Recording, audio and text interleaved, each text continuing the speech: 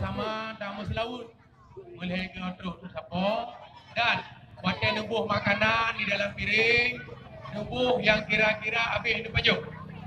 Yang kira-kira nu pajuk nubuh gula nama taala. Tapi yang kira-kira meragukan tu habis nu pajuk, yo bek leledak nubuh ile nanti kana juk dari wang lo.